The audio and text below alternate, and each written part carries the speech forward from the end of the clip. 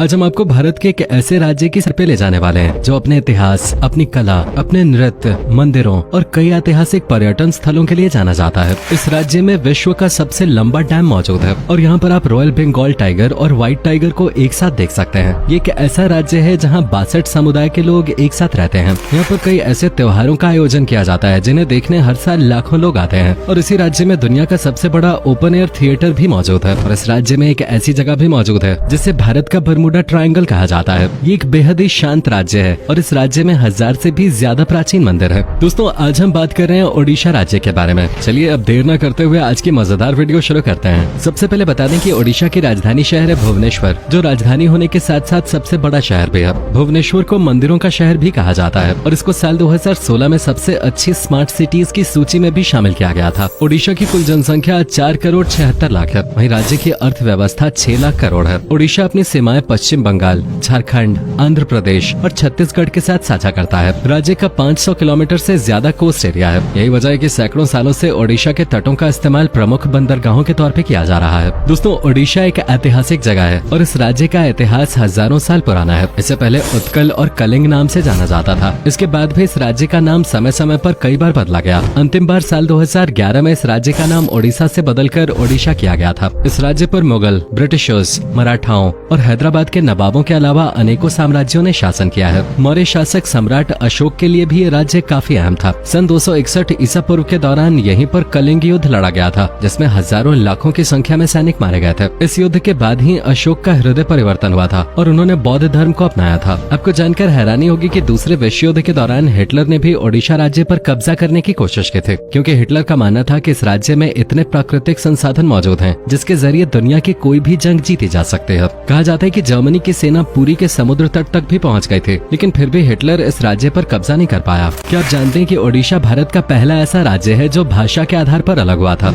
1 अप्रैल 1936 को ब्रिटिश साम्राज्य के दौरान भाषा के आधार पर ओडिशा को एक अलग राज्य का दर्जा दे दिया गया था। ओडिशा में सबसे ज्यादा ओडिया भाषा का इस्तेमाल किया जाता है, लेकिन इसके अलावा संबलपुरी और अंग्रेजी भाषा का इस्तेमाल भी यहाँ पर लोग करते हैं। राज्य की लगभग 60% आबादी आज भी कृषि पर ही निर्भर करते हैं। नारियल, चावल, गन्ना, मूंगफली, दाल, जूट और हल्दी की खेती यहाँ मुख्य तौर पे की जाती है। बंगाल की तरह ही ओडिशा में भी मछली एक प्रमुख डिश है। 100 से ज्यादा प्रजातियों की मछलियाँ यहाँ पर खाई जाती हैं और इन मछलियों से कई लाजवाब पकवान भी तैयार किए जाते हैं, जिन्हें देखकर ही लोगों के मुंह में पानी आ जाता है। ओडिशा में अमारडा एयर स्ट्रिप नाम की एक जगह है जो दूसरे विश्व युद्ध के दौरान एक एयरपोर्ट की तरह इस्तेमाल की गई थी, लेकिन ये जगह बरमूडा ट्रायंगल की तरह ही रहस्यमय है, क्योंकि यहाँ पर आज तक कई विमान हादसे हो चुके हैं। इस जगह पर पहुँचते ही आसमान में 2 हवाई जहाज आपस में टकरा जाते थे और कई बार उड़ते हुए प्लेन का अचानक बैलेंस बिगड़ जाता था। साल 2018 में आखिरी बार यहाँ पर विमान हादसा देखने को मिला था। हालांकि पिछले 75 सालों से इस जगह का इस्तेमाल नहीं किया गया है और ये जगह पूरी तरह से वीरान पड़ी है। विमानों के अचानक क्रैश होने के कारण कुछ वैज्ञानिक ज्यादा यूरेनियम और रेडियो एक्टिव पदार्थ को मानते हैं, लेकिन इसका रहस्य आज भी खुलकर सामने नहीं आया है। दोस्तों, ओडिशा भारत का सबसे बड़ा स्टील उत्पादक राज्य है। हर साल 18 मिलियन मीट्रिक टन से ज्यादा स्टील का उत्पादन ओडिशा करता है। ओडिशा के राउरकेला में एक प्रमुख स्टील प्लांट भी लगा हुआ है और ओडिशा का कोरापुट बंदरगाह भारत का सबसे बड़ा बंदरगाह है। आपको बता दें कि ओडिशा राज्य में एक ऐसा पत्थर पाया गया था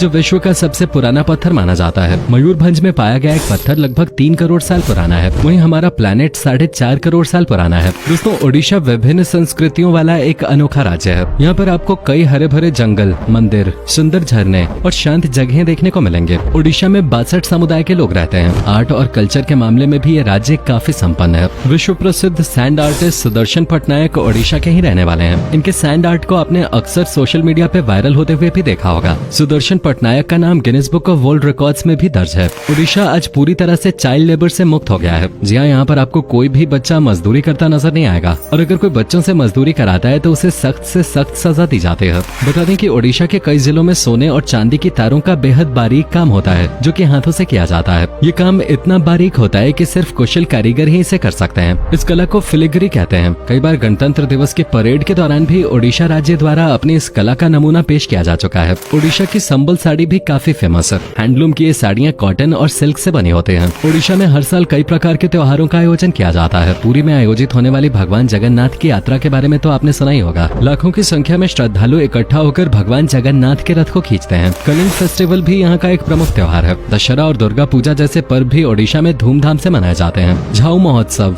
शीतल षष्ठी, चंदन यात्रा और कोणार्क डांस फेस्टिवल जैसे कई त्योहार ओडिशा में मनाए जाते हैं। इन त्योहारों में ओडिशा की अद्भुत संस्कृति और परंपरा की झलक देखने को मिलती है। ओडिशा का ओडिशी नृत्य पूरी दुनिया में प्रसिद्ध है। अनेकों बॉलीवुड स्टार्स ओडिशा आकर ये खास कला सीखते हैं। पाला, घुमुरा, कर्मा, धाप, दलखाई जैसे अन्य कई लोक नृत्य ओडिशा की पहचान है। ओडिशा राज्य का खाना भी लाजवाब होता है। ओडिशा आकर अगर आपने यहाँ का स्ट्रीट फूड नहीं चखा तो आप काफी कुछ मिस कर सकते हैं। दही बड़ा, आलू दम और पहाल रसगुल्ला, छेने से बनी मिठाइयाँ और भेलपुरी तो ओडिशा में फेमस है ही, लेकिन ओडिशा की सबसे प्रमुख डिश का नाम दालमा है। इसके अलावा क्रैब, चिकन, मटन और मछलियों की भी कई डिशेज आपको यहाँ खाने को मिलेंगे। ओडिशा राज्य साफ सुथरा माना जाता है। खासतौर पर यहाँ के बड़े शहरों में आपको काफी साफ सफाई देखने को मिलेगी। देश को सैन्य रूप से मजबूत बनाने में भी ओडिशा का महत्वपूर्ण योगदान रहा है। फाइटर प्लेन तेजस एयरक्राफ्ट बनाने के दौरान ओडिशा के डॉक्टर कोटा हरि नारायण ने ही पूरी टीम को लीड किया था। ओडिशा के एपीजे अब्दुल कलाम आइलैंड पे अक्सर मिसाइल की टेस्टिंग की जाती है। भारत के शक्तिशाली मिसाइल जैसे आकाश, पृथ्वी, ब्रह्मोस और अग्नि जैसी कई मिसाइल्स का परीक्षण इसी आइलैंड पे किया गया है। दोस्तों, ओडिशा राज्य अपने मंदिरों के साथ साथ अपने नेशनल पार्क्स के लिए भी जाना जाता है। चलिए अब हम आपको ओडिशा में घूमने लायक प्रसिद्ध जगहों के बारे में बता देते हैं। ओडिशा के पुरी में स्थित भगवान जगन्नाथ का मंदिर पूरे राज्य का सबसे प्रसिद्ध दार्शनिक स्थल है। 4 धामों में से एक धाम यही मंदिर है। 12वीं शताब्दी के दौरान इस मंदिर का निर्माण कराया गया था। इसमें भगवान जगन्नाथ के साथ साथ बलभद्र और देवी सुभद्रा की आराधना भी की जाती है। यहाँ पर रोजाना 10,000 से ज्यादा लोग भोजन भी करते हैं। 200 चूल्हे और 400 रसोइये इस मंदिर के विशाल रसोई में काम करते हैं। पुरी का बीच भी सैलानियों के बीच काफी लोकप्रिय है। सर्फिंग के दीवानों के लिए ओडिशा जन्नत से कम नहीं है। यहाँ हर साल सर्फ फेस्टिवल का आयोजन होता है, जिसमें देश विदेश से लोग अपनी अद्भुत प्रतिभा का प्रदर्शन करने आते हैं। ओडिशा के भुवनेश्वर शहर की स्थापना राजा शिशुपाल द्वारा की गई थी। वैसे तो इस शहर में कई ऐतिहासिक मंदिर हैं, लेकिन भगवान शिव का लिंगराज मंदिर उनमें सबसे प्रमुख है। इस मंदिर से लोगों की विशेष आस्था जुड़ी हुई है। धौले हिल्स, उदयगिरी और खंडगिरी गुफाएं, रत्नागिरी बौद्ध मठ, नंदनकानन चिड़ियाघर जैसी अनेकों जगह आप भुवनेश्वर में घूम सकते हैं। साथ ही भुवनेश्वर में आप यहाँ की शानदार नाइट लाइफ का भी भरपूर आनंद ले सकते हैं। यहाँ पर आपको कई पब, बार और क्लब्स मिलेंगे, जिनमें आप मौज मस्ती के साथ साथ शानदार फूड भी एंजॉय कर सकते हैं। ओडिशा के कोणार्क शहर में स्थित सूर्य मंदिर को यूनेस्को ने विश्व ऐतिहासिक धरोहर में शामिल किया है। ये मंदिर भगवान सूर्य देव को समर्पित है। और सबसे मजेदार बात तो यह है कि सूर्य की प्रथम किरण इस मंदिर के मुख्य द्वार पे ही गिरती है। इस मंदिर के किवाड़ पिछले 100 सालों से बंद पड़े हैं, जिसका कारण मंदिर का कमजोर ढांचा बताया जाता है। कहा जाता है कि इस मंदिर के ऊपर पहले एक विशालकाय चुंबक हुआ करता था, लेकिन उस चुंबक के कारण अक्सर समुद्री जहाज अपनी दिशा भटक जाया करते थे, जिसके बाद पुर्तगाली लोग वो चुंबक निकाल कर अपने साथ ले गए। उस चुंबक के हटाए जाने के बाद से ही मंदिर का ढांचा लगातार कमजोर होता चला गया। मंदिर का स्ट्रक्चर सूर्यदेव के रथ के आधार पर डिजाइन किया गया है। रथ के पहिए आज भी सूर्य की रोशनी से सही समय बता सकते हैं। जयपुर ओडिशा की वो जगह है जो प्रकृति प्रेमियों के लिए जन्नत से कम नहीं है। यहाँ के हरे भरे जंगल, घाटियाँ, झरने हर किसी का मन मोह लेते हैं। कई प्रवासी पक्षी भी आपको यहाँ देखने को मिलेंगे। यहाँ दरिंगबाड़ी नाम का एक गाँव है, जिसको ओडिशा का कश्मीर कहा जाता है। यहाँ 3000 फीट की ऊंचाई पर स्थित एक हिल स्टेशन है और ये ओडिशा की एकमात्र जगह है जहाँ सर्दियों में बर्फबारी होती है। ओडिशा के पंपोश इलाके के हनुमान वाटिका में 108 फीट ऊंची हनुमान जी की प्रतिमा लगी हुई है, जो पूरे राज्य की सबसे बड़ी मूर्ति है। सलमीपाल वाइल्ड लाइफ सैंक्चुअरी भी ओडिशा आने वाले पर्यटकों के बीच काफी लोकप्रिय है। कटक ओडिशा का दूसरा सबसे बड़ा शहर है और पुराने समय में ओडिशा की राजधानी हुआ करता था। इस शहर का इतिहास 1000 सालों से भी ज्यादा पुराना है। यहाँ पर आप Mahanadi barrage, Bhitarkanika wildlife sanctuary, Bhattarika temples जैसी जगहों पे घूमने के लिए जा सकते हैं। पारादीप बंदरगाह ओडिशा का एक प्रमुख बंदरगाह है। यहाँ के समुद्री तट पे सनसेट का नजारा देखना काफी अच्छा लगता है। ओडिशा में ही स्थित चिलिका लेक एशिया की सबसे बड़ी खारे पानी की झील है। यहाँ पर आप बोटिंग के साथ साथ 160 से ज्यादा प्रजातियों के पक्षी देख सकते हैं। ओडिशा का हीराकुंड डैम दुनिया का सबसे लंबा बांध है, जिसकी लंबाई 56 किलोमीटर है। हीराकुंड डैम 1956 में बनकर तैयार हो गया था। साथ ही बता दें कि ओडिशा के मध्य में सियालिया नाम का एक गाँव है, जहाँ लोग रात को भी अपने घरों के दरवाजे खुले रख के ही सोते हैं। ओडिशा की हुमा मंदिर संबलपुर शहर से 23 किलोमीटर की दूरी पर